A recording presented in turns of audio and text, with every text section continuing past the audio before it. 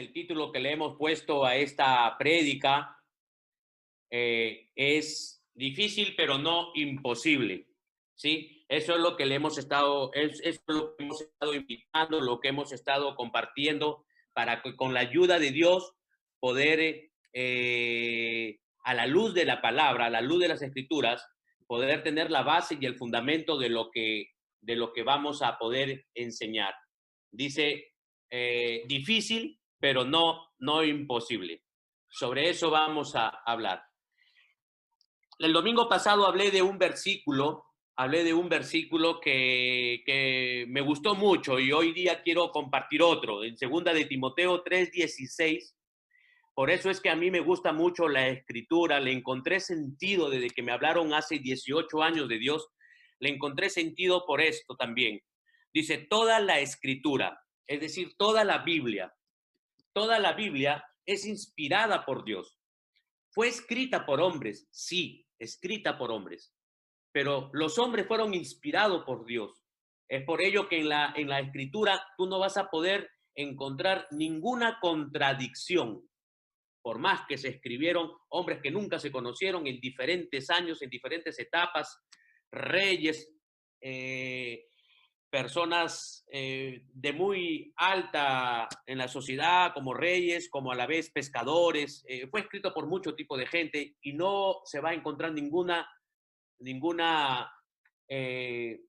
error y ninguna contrariedad en todo lo que ellos escribieron. Y no solamente eso, sino que fue inspirada por Dios, porque la escritura es útil, tiene esa utilidad para enseñar, para redarguir, que significa animar, para corregir y para instruir en justicia. Entonces es por eso que la Biblia y la palabra de Dios es importante para mi vida y tiene que ser importante para la vida de cada uno de nosotros, porque es útil, inspirada por Dios, útil para enseñar, para redarguir, para corregir, para instruir en justicia, a fin de que el hombre de Dios, tú y yo, seamos perfectos. Perfectos no habla de la perfección que nunca se equivoca, no habla de esa perfección. Habla perfecto de la persona que tiene la actitud de que siempre tiene que estar en constante mejoramiento. Ese es el hombre perfecto para Dios. El hombre que constantemente quiere cambiar, quiere mejorar, a fin de que el hombre sea perfecto, enteramente preparado para toda buena obra. ¿Qué dice la Biblia? Dice que si tú quieres instruir a alguien, quieres enseñar a alguien para que sea perfecto, para que constantemente esté mejorando y que esté preparado para toda buena obra, es vital las escrituras, es vital la palabra de Dios. Esa es la finalidad de la Biblia. El versículo base de la prédica del domingo pasado fue esta, Isaías 53:5. Dice, mas el herido por nuestras rebeliones, ¿no? Los que estuvimos en la reunión pasada ya sabemos un poco más de esto. Solamente para refrescar, porque esta es la base también de esta palabra de hoy día. Dice, mas el herido fue por nuestras rebeliones, molido por nuestros pecados, y el castigo de nuestra paz fue sobre él, y por su llaga fuimos nosotros curados. Hablábamos de lo que estamos viviendo, la cuarentena, por la pandemia, por el coronavirus. Muchas personas dicen que esto es ira de Dios, y dijimos que no es ira de Dios. Esto es consecuencia de los seres humanos, consecuencias tuyas y mías y de todas las personas, de todas las cosas que se hacen. Ira de Dios no, ¿por qué? Porque Dios en su palabra nos enseña que toda su ira, todo lo volcó en Cristo Jesús.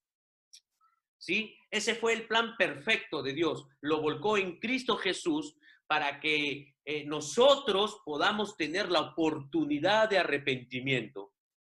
Toda la ira, toda la cólera que le provocaron tus rebeliones, tus pecados, mis pecados, y de toda la humanidad, de generación en generación, todo eso que le provocó a Dios, toda esa ira, Dios la volcó sobre Cristo Jesús.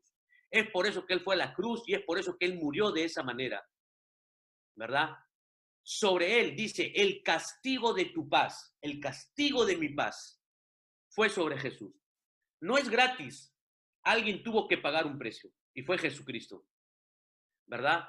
Y el castigo que Él sufrió es por eso que nosotros tenemos paz, es por eso que nosotros podemos ahora experimentar la libertad de predicar su palabra y muchas cosas más. Y la oportunidad, en primer lugar, y importante también, la oportunidad de un arrepentimiento. Es decir, ahora podemos acercarnos al Padre con total libertad. Y Él está ansioso de recibirnos con total libertad. Él eso lo dice en su palabra. Entonces, sobre eso también queremos enseñar. Jesucristo vino para cumplir ese propósito, pero no solamente para cumplir ese propósito de poder nosotros tener solamente el acceso libre al Padre, sino que nos enseñó a cómo vivir aquí en la tierra. ¿Sí? No solamente vino a proporcionarnos la posibilidad de salvación, es decir, de que el día en que Él nos lleve, el día que Él nos diga hasta aquí no da más, el que nosotros muramos, tener la salvación, es decir, volver a Dios, porque de Dios salimos, volver a Dios, eso es salvación. No perdernos significa que venimos de Dios y cuando moramos no llegar a Dios, eso es perdición. Salvación es retornar a Dios. No solamente para eso, sino que Cristo Jesús vino y nos enseñó un estilo de vida. ¿Sí? Jesucristo vino a enseñarnos una forma de vivir. Él no vino a enseñarnos una religión. Él vino a enseñarnos una manera, un estilo de vivir. Es impactante cómo Jesús vino para poder estar aquí en la tierra 33 años, de los cuales 30 años la pasó en una casa. Y solamente 3 años tuvo él para hacer una vida pública, para enseñar. En estos 3 años, la Biblia nos enseña que Jesús escogió personas que estaban interesados en él. Jesús no obligó a nadie. No lo vemos a Jesús que entró a iglesias, a religiones, a sacar personas. No. Jesús escogió personas que tenían hambre de él, no de una religión, sino hambre de Cristo Jesús. Y los llamó y les comenzó a enseñar un estilo de vida. No solamente para disfrutar de la salvación desde el día que muramos en adelante, sino disfrutar la salvación desde ahora, desde ahora. Hay algo importante que también es importante que nosotros entendamos y sepamos. Filipenses, que lo escribe el apóstol Pablo, Filipenses en el capítulo 2, versos 6 y 7, dice, el cual siendo en forma de Dios, no estimó ser igual a Dios. No estimó ser igual a Dios como cosa a qué aferrarse. ¿Ya? Este versículo es profundo, interesante. Él no estimó ser igual a Dios como cosa a que aferrarse, sino que se despojó a sí mismo, tomando forma de siervo, hecho semejante a los hombres. ¿Qué significa eso? Significa que cuando Jesús vino a la tierra, Él vino como hombre, siendo Dios. Jesús es Dios, el Padre, el Hijo y el Espíritu Santo. Jesús es Dios, pero la Biblia nos enseña que Jesús se despojó a sí mismo, es decir, Jesús tomó la decisión de no echar mano ningún atributo divino mientras estuvo en la tierra. Y eso es importantísimo que lo sepamos, porque eso cambia nuestra manera de ver las cosas. Porque Jesús es Dios, pero vino y Él tomó la decisión de no echar herramientas, no vivió como Dios aquí en la tierra. Él vivió como hombre para poder enseñarnos algo que es difícil, pero no imposible. Porque si Él hubiera venido como Dios, nosotros no tendríamos ninguna alternativa de ser como Él. Es importante que entendamos esto.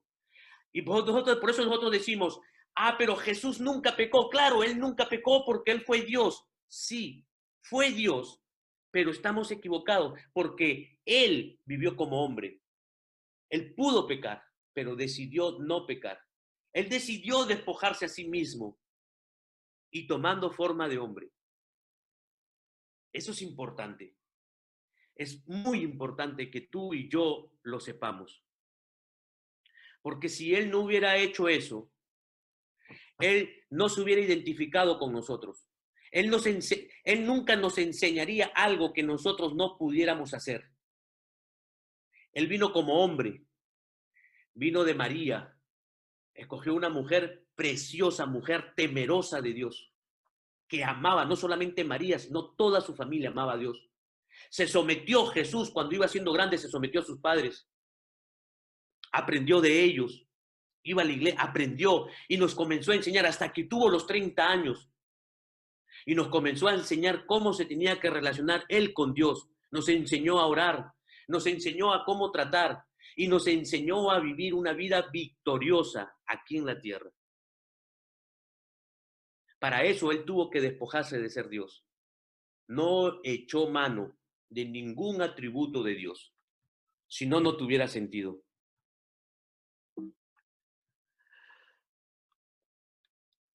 Una de las cosas que nos enseñó, que da raíz o da la base para el título que le hemos puesto a esta prédica, que es la prédica es difícil pero no imposible, fue esto de acá que él nos enseñó. Y tiene que ver mucho con lo que se enseñó el domingo pasado. Tiene que ver mucho. Mateo 5:38 dijo, el mismo Jesús, cuando les enseñaba, el mismo Jesús cuando estaba con ellos, les enseñó en el Sermón del Monte. El Sermón del Monte fue la primera prédica que Jesús le hizo. Toda una noche se demoraron, toda la noche se demoró Jesús enseñando, poniendo la base, el sustento de lo que iba a hacer.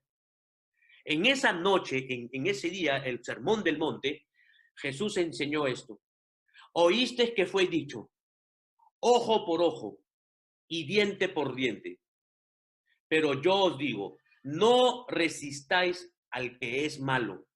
Antes, a cualquiera que te hiere en la mejilla derecha, vuélvele también la otra. Difícil, pero no imposible.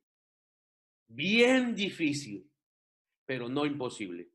Hasta que antes que venga Jesús, la ley mandaba esto. Esa era parte de la ley. Jesús le dijo, tú sabes, oíste que a través de Moisés fue dicho, ojo por ojo, diente por diente. Es decir, esa era la justicia.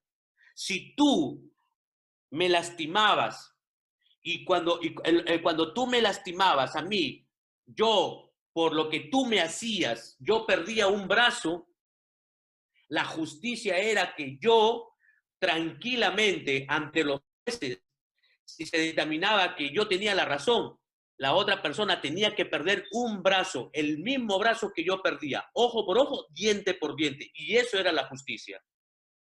Ese era el pacto antiguo. Pero Jesús vino a enseñarnos algo. Como hombre, siendo Dios, nos enseñó algo como hombre.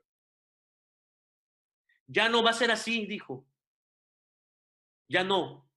Voy a enseñar algo diferente, un nuevo pacto. Voy a enseñar una manera diferente. ¿Va a ser difícil? Sí, pero no imposible. ¿Cómo va a ser a partir de ahora? Le dice, no resistas, no resistan al malo. Si cualquiera lo lastima en la mejilla derecha, si alguien los bofetea en la mejilla derecha, vuélvele también la otra.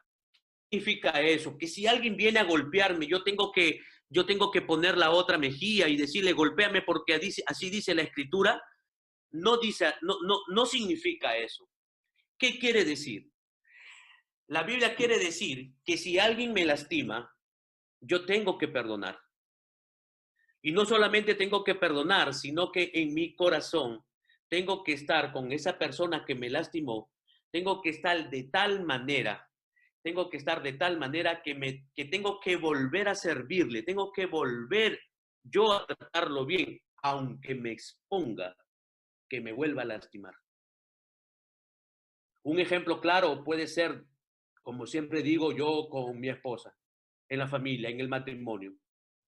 Si mi esposa me lastima, porque suele suceder en los matrimonios, yo lastimar, ella lastimar con los hijos, pero una enseñanza práctica muchas veces es en casa. Si Harumi me lastima y yo he decidido convivir con ella, pues yo tengo que perdonar y tengo que perdonarla a tal punto y tengo que volver a servirle y tengo que volver a portarme con ella de tal manera como actuaba antes que me golpee. Pero me puede decir, sí, pero te puede volver a golpear. Sí, me expongo a que me vuelva ella a golpear. Eso es lo que significa, eso es lo que significa volver a poner la mejilla derecha. ¿Es difícil? Sí, pero no imposible. Jesús enseñaba este tipo de cosas porque sabía que eso iba a traer una paz que no íbamos a poder comprender y entender. En Mateo, en esa misma noche, Jesús enseñaba larguísimo, muy largo. Eso está en Mateo 5, capítulo 5, capítulo 6 y capítulo 7. Toda una noche Jesús enseñó. Otra cosa que Jesús le decía era esto. Pero yo os digo, está hablando Jesús. Y repito, está hablando como hombre, no como Dios, como hombre. Pero yo os digo, amad a vuestros enemigos. Difícil, pero no imposible.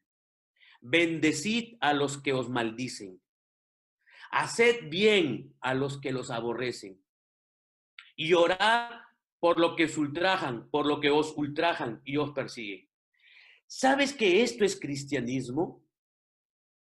Muchas veces la gente ha inventado la religión porque es más fácil prender una vela que hacer esto. El cristianismo verdadero, el cristianismo genuino, es un estilo de vida. No marca una persona si es cristiana a la persona que va a una iglesia. Eso no lo define. Ahora no. Ahora no define a una persona si va a la iglesia, una persona que tiene una Biblia bajo el brazo, y dice, él es cristiano. Aunque ahora todo el mundo se hace llamar cristiano. No era así. Cristiano significa seguidor, imitador de Cristo. Y cristianismo es otra cosa. Se necesita una valentía para hacer esto. Claro que a nosotros nos han enseñado en el colegio, en la universidad, nuestros padres, en familia, nuestros abuelos, nuestros tíos, nos han enseñado algo contrario a esto. Totalmente contrario. Es que muchos de nosotros hemos recibido enseñanzas no bíblicas. La persona que pone la mejilla después de una bofetada y pone la mejilla izquierda, en estos tiempos no se le llamaría cristiano, se le llamaría un tonto, ingenuo. La persona que ama a sus enemigos y que bendice a los que os maldicen, se le conoce hoy en día como débil, como miedoso, como cobarde. Difícilmente enseñamos a nuestros hijos a actuar así. Pero qué curioso que Jesús se despojó de ser Dios para enseñarnos eternidad, para enseñarnos salvación, para enseñarnos una paz que sobrepase todo entendimiento, y nos decía estas cosas. Pero yo les digo, decía Jesús, yo les digo a ustedes, ustedes han escuchado esto, pero así era antes, más ahora, yo les digo otra cosa, tienen que amar a vuestros enemigos. Si una persona te maldice, si una persona habla mal de ti, tú tienes que bendecirlo. Lo máximo que nosotros podemos enseñar es, si una persona te maldice, tú no le hagas caso y no le hables. Pero Jesús ni siquiera enseña eso. Jesús dice, tienes que amarlo al que quiere hacerte mal. Tienes que amarlo. Tienes que bendecirlo al que te maldice. Y tenemos que orar. Tenemos que interceder por las personas que nos tratan mal, que nos persiguen. Orar, pedirle al Padre que los cuide, que los guarde, que los proteja. A quienes nos persiguen. Qué difícil, pero no es imposible. Hubiera sido imposible si Jesús hubiera venido y no se hubiera despojado de ser Dios. Pero Él vino y Él nos enseñó. Y Jesús tenía la característica que Jesús enseñaba con el ejemplo. Todas las enseñanzas de Jesús tenían un poder impresionante. ¿Por qué? Porque Él lo vivía. Él enseñaba con el ejemplo. Todo lo que Jesús decía que tú y yo lo hagamos, Jesús lo hacía primero. Lo que era un verdadero líder. La palabra también nos enseña que la mejor enseñanza es lo que nuestros hijos nos ven hacer, no lo que les decimos. Muchas veces creemos que decirle cosas a nuestros hijos, creemos que les estamos enseñando algo. Y sabemos ahora, y a la luz de la palabra sabemos que nuestros hijos no aprenden por lo que nosotros les decimos. Ellos aprenden lo que nos ven hacer. Y Jesús enseñaba así: amad a vuestros enemigos, orad por lo que os maldice, bendecid a lo que os maldice, orad por lo que os ultrajan, por lo que nos persiguen. Eso es cristianismo. No se trata, no se trata cristianismo de los pleitos de ahora, de decir a qué grupo pertenece. No se trata de eso. No. Cristianismo se trata de poner por obra la palabra de Dios, de poder enterarnos de la Biblia y de actuar de una manera. Por eso que Jesús decía, ustedes van a ser la luz del mundo. La luz del mundo. ¿Cómo hacer la luz del mundo? Que si tú y yo empezamos a hacer esto en nuestra casa, nos volvemos luz. Si lo hacemos en nuestra cuadra, nos volvemos luz, porque nos volvemos bien notorios nos volvemos. Si hacemos esto en el trabajo, nos volvemos bien notorios. Te aseguro que no pasamos desapercibidos, porque nadie hace esto. Nadie hace esto. Ni siquiera la gente de las iglesias. Ni siquiera la gente con mucha pena y con mucha vergüenza. Muchas veces yo no he actuado así. Es difícil, pero no es imposible. El mayor ejemplo de lo que Jesús enseñaba es este. Jesús pudo decir, Padre, perdónalos, perdónalos, porque no saben lo que están haciendo. No saben lo que están haciendo. Todos lo lastimaron, los soldados, todo le hicieron él. Jesús tenía toda la base legal para poder defenderse. Y Jesús decía, perdónalos. ¿Por qué? Porque Jesús era un hombre íntegro. ¿Qué significa ser íntegro? Significa que lo que dices, lo haces. Lo que yo digo, lo hago. Soy uno solo, mi palabra con mi acción. Ser íntegro, uno solo, mi palabra con mis acciones. Jesús fue un hombre íntegro. Jesús lo que enseñaba fue puesto a prueba. Y aún estando ahí, no salió ninguna palabra de maldición para ninguno de ellos. Al contrario, los bendecía, los perdonaba. Y le decía, Padre, no le tomes en cuenta este pecado, porque la verdad, no saben lo que están haciendo. No saben. ¿Es difícil? Sí, difícil. Pero no es imposible. Prueba de que no es imposible es que Nosotros podemos ver a personas que después hicieron cosas similares. Hay una serie de varias personas. Ahí nada más, casi por esos tiempos, hubo una persona, hubo una persona llamada Esteban.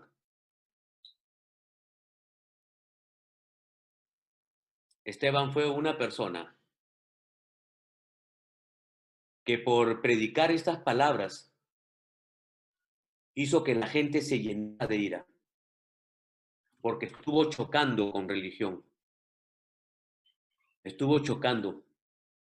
Y muchos hombres que pertenecían a una religión no soportaron estas palabras que Esteban le enseñó. Se llenaron de tanta ira, se llenaron de tanta cólera, que comenzaron a apedrearlo, lo aventaron a un pozo a Esteban y lo apedrearon. La Biblia cuenta de uno de los que estaban ahí, fue el apóstol Pablo. Y Esteban, cuando estaba muriendo Esteban alza su mirada a los cielos y la Biblia dice que Esteban logró ver los cielos abiertos. Y Esteban dijo, Padre, perdónalos. No saben lo que están haciendo. No saben lo que están haciendo. Y Esteban fue un hombre que no estuvo directamente con Jesús. Esteban fue un hombre que recibió las enseñanzas de otros hombres. Él no estuvo directamente con Jesús. Hubieron muchos hombres y muchas familias que fueron tratadas muy duras. Se dice que en los 3 siglos siguientes hubo una persecución tremenda a muchos cristianos. Hay un montón de anécdotas, hay un montón de cosas, unas ciertas, otras falsas. Lo cierto es que los cristianos fueron perseguidos muy duramente, muy duramente. Algunos de ellos fueron echados a los leones hambrientos. Algunas personas cuentan, algunas historias se trata de que los cristianos se agrupaban. Ellos no maldecían a nadie, solamente trataban y su mayor preocupación de ellos era cómo hacer para que el evangelio siga corriendo, para no acabar con nosotros, para que el evangelio siga enseñándose. Algunos cuentan que el plan que ellos realizaron, el plan de muchas familias que realizaban era poner a los niños en medio, cubrir con las mujeres y un primer anillo a las mamás, a las mujeres, cubriendo a los hijos, tapándolos. Y un segundo anillo era de hombres, abrazados, mirando, dando la espalda a las madres, mirando hacia afuera, abrazados, haciendo como una soga con los brazos. Y tenían la convicción de que si vinieran los leones hambrientos, ellos no se soltaran para nada. La convicción era que los leones se puedan llenar con los hombres, con los padres, y devorar a algunas mujeres que alcanzasen. Pero la convicción era de salvar a los niños, porque los niños eran los que tenían que seguir enseñando esas verdades. Ellos no llegaron a maldecir. Simplemente su preocupación era cómo llegan estas enseñanzas a las siguientes generaciones. Porque estaba establecido que era un tiempo donde se soltaban a los leones. Pasado ese tiempo, los sobrevivientes los soltaban. Y la convicción de los cristianos eran, pues, que se llenen los leones hambrientos, que se llenen conmigo, pero que se queden los más muchachos para que sigan ellos enseñando estas verdades. Es difícil poder bendecir a los enemigos. Es difícil poder amarlos. Es difícil poner la mejilla. Pero ¿saben qué? Ese es el verdadero evangelio. Hoy en día la gente pelea y discute por muchas cosas de las escrituras. Pero lo cierto es que ese es el evangelio. Ese es el evangelio. Es bien difícil, sí es bien difícil. Lo que hizo Esteban, lo que hacían ellos y muchos y todos los discípulos fueron muertos, perseguidos. Pero había algo mayor que gobernaba en su corazón, el deseo profundo de que tú y yo tengamos las escrituras. El deseo mayor era que de ellos era que tú y yo podamos hoy leer las escrituras. La única intención de mi esposa y mía y del equipo que trabajamos de Aviva el Fuego en Trujillo es poder provocar en ti un acercamiento a Dios, a Jesús, a través de las escrituras. Ese es nuestro único interés, que surja un deseo profundo de poder leer las escrituras, lo que tantas personas defendieron con sus vidas. ¿Es difícil? Sí, pero no es imposible. Dios lo estipuló y Dios tenía todo planeado. Dios sabía que tú y yo no lo íbamos a poder hacer. Necesitamos una ayuda de parte de Dios. Necesitamos una ayuda de Dios. Y Dios nos regala este versículo precioso en Hechos 1:8. Dice, pero recibiréis poder cuando haya venido sobre vosotros el Espíritu Santo.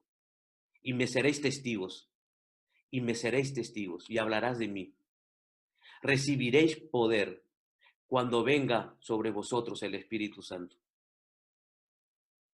El Espíritu Santo es el poder de Dios que tú y yo necesitamos para poder perdonar.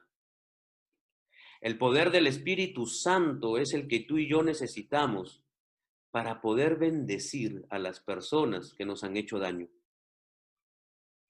Se necesita una fuerza sobrenatural. No es tu capacidad, no está en tu capacidad ni en mi capacidad. No podemos, porque la Biblia dice que en ti y en mí hay maldad. Nosotros somos malos. Nosotros no podemos hacer eso. Nosotros necesitamos de Dios. Necesitamos de Dios para poder ser cristiano, para poder imitar a Cristo, para poder ser un seguidor de Cristo. Necesitamos el poder. Y el poder que Dios ha designado, el poder que tú y yo necesitamos, Dios ya lo derramó.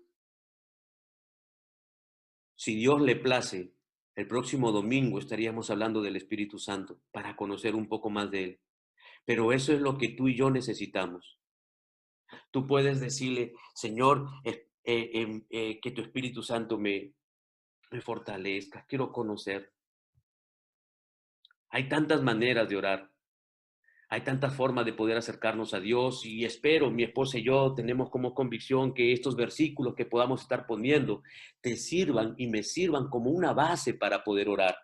Porque a veces nos acercamos a Dios y no sabemos ni cómo acercarnos ni cómo orar, pero con estos versículos podemos acercarnos a Él. Y recibiréis poder cuando haya venido sobre ti el Espíritu Santo. Y el Espíritu Santo ya fue derramado sobre todos nosotros. Todo está en que lo podamos creer, porque al que cree, dice, al que cree, a todo le es posible y el que cree es salvo. Yo quería compartirte estos versículos, quería compartirte esta palabra. ¿Es difícil? Sí es difícil, pero no es imposible. ¿Y qué es lo que lo hace que no sea imposible? Que Dios ha derramado a su Espíritu Santo sobre nosotros. Ahora el Padre está en el cielo, Jesús volvió al cielo y Él está sentado a la diestra del Padre, intercediendo por ti y por mí. Así están las cosas ahora. El Padre con su trono en el cielo. Jesucristo volvió al Padre. Él subió a los cielos. Volvió. Lo crucificaron, al tercer día resucitó. 40 días estuvo resucitado aquí en la tierra, haciendo las últimas enseñanzas, los últimos ajustes, hablando con su gente en las últimas enseñanzas, porque ellos iban a ser los que iban a continuar con la obra. Son los discípulos que había formado. Y esa tarea hasta ahora sigue de formar discípulos, de formar discípulos, de formar discípulos, de generación en generación, para que el mensaje se siga transmitiendo de la manera más exacta y más correcta posible. 40 días y subió a los cielos y quedaron los discípulos. Hasta la fecha se sigue transmitiendo. Y todo, la palabra más segura y la forma más segura está en la palabra de Dios. Por eso es importante que nosotros leamos y nos acerquemos a Dios a través de las Escrituras. Entonces las cosas están así. El Padre está en el cielo, en su trono. Jesucristo volvió a la diestra del Padre y está sentado en su trono, a la diestra del Padre. Y el Espíritu Santo está en la tierra. El Espíritu Santo es el que convence de pecado. El Espíritu Santo es el que te hace recordar todas las palabras. El Espíritu Santo es el poder de Dios que tú y yo necesitamos para poner por obra la palabra de Dios y no enseñarla solo de palabra, sino que la enseñanza tiene que ser de palabra y tenemos que tener la valentía para vivirla. Tenemos que tener el poder para vivirla. Si no, sería hipocresía. Y lo precioso de esto, que cuando Dios dice, y recibiréis poder para que me seáis testigos,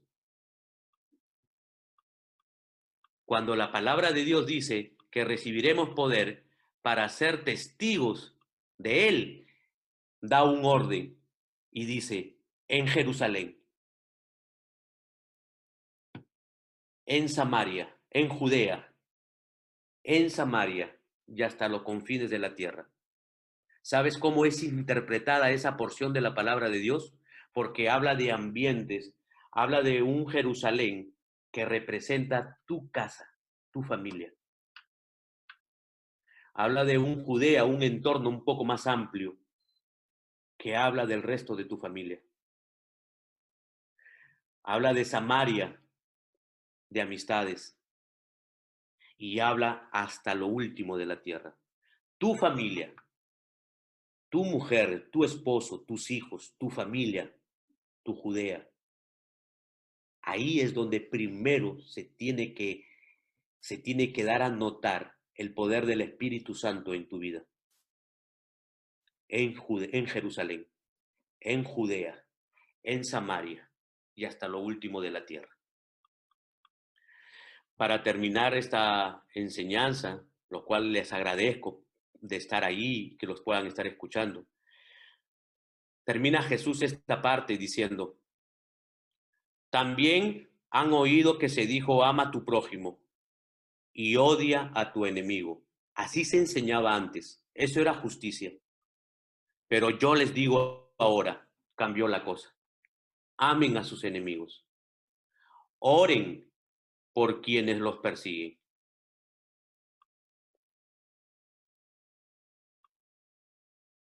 Así ustedes serán hijos de su Padre que está en el cielo. ¿Qué tal enseñanza, Dios mío? Así ustedes serán hijos de su Padre que está en el cielo. Pues Él hace que su sol salga sobre malos y buenos, manda la lluvia sobre justos e injustos, porque si ustedes aman solamente a quienes los aman, ¿qué premio recibirán? Hasta los que cobran impuestos para Roma se portan así. Si saludan solamente a sus hermanos, ¿qué hacen de extraordinario? Hasta los paganos se portan así. Son palabras del mismo Jesús. Si ustedes, dice, sean perfectos como su Padre que está en el cielo, es perfecto. ¿Sabes de qué se trata el cristianismo?